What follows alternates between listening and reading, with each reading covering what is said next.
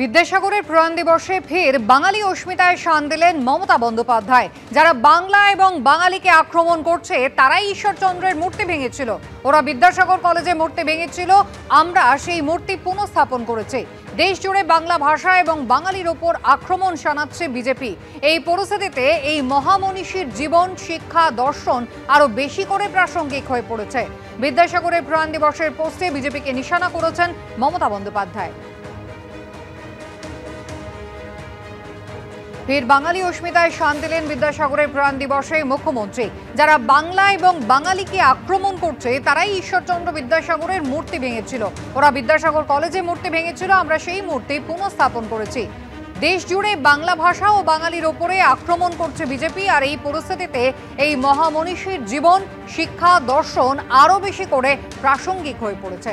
Social মিডিয়ায় মমতা বন্দ্যোপাধ্যায়ের post.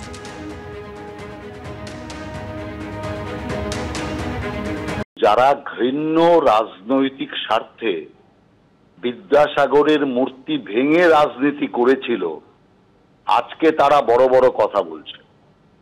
এবং আমি মনে করি এতদিন বিদ্যাসাগর কোথায় ছিল? একবারও বিদ্যাসাগরকে স্মরণ করেছেন?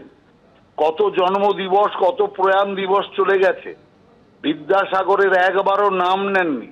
আর বিদ্যাকে তো আলু পেঁয়াজের মতো বিক্রি করে ফুটপাতে বসিয়ে দিয়েছেন, রাস্তায় বসে আছে বিদ্যা। অতএব সেই কারণে আমরা পরিষ্কার বলতে চাই, যারা দরকার মতো বিদ্যাসাগরের শরণাপন্ন হন আর দরকার যখন চলে যায় তখন বিদ্যাসাগরের মূর্তি ভাঙেন, এই জাতীয় যারা রাজনীতি করে তারাই এইভাবে আজকে বাংলা বাংলা করে চিৎকার করে বাঙালির সম্মানকে তো ধুলোয় মিটিয়েছে, এখন যেটুকু বাকি আছে সেটুকুকে সর্বনাশ করতে চাইছে। একদিকে উত্তরবঙ্গে চলছে টানা বৃষ্টি আর ফের নিম্নচাপের ভ্রুকুটি, তাই কলকাতা সহ দক্ষিণবঙ্গেও শুরু হয়েছে ফের বৃষ্টি। নিম্নচাপের জেরে কলকাতা সহ দক্ষিণবঙ্গে আগামীকাল পর্যন্ত বৃষ্টি চলবে। আজও দক্ষিণ চব্বিশ পরগনা, হাওড়া সহ 6টি জেলায় ভারী বৃষ্টির সম্ভাবনা রয়েছে। ভারী বৃষ্টি হতে পারে পশ্চিম মেদিনীপুর, পশ্চিম বর্ধমান, বাঁকুড়ায়। বৃহস্পতিবার থেকে দক্ষিণবঙ্গে বৃষ্টির পরিমাণ কমার সম্ভাবনা।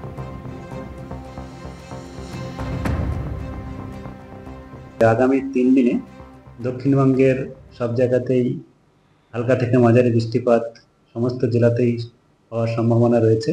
আর ভারী থেকে অতি ভারী বৃষ্টিপাতের সম্ভাবনাও রয়েছে আগামী 24 ঘন্টায়। আর কাল আর পরশু ভারী বৃষ্টিপাতের কয়েকটা জেলায় সম্ভাবনা রয়েছে। আগামীকালও আমাদের প্রায় সব জায়গাতেই বৃষ্টিপাতের সম্ভাবনা থাকছে, হালকা থেকে মাঝারি।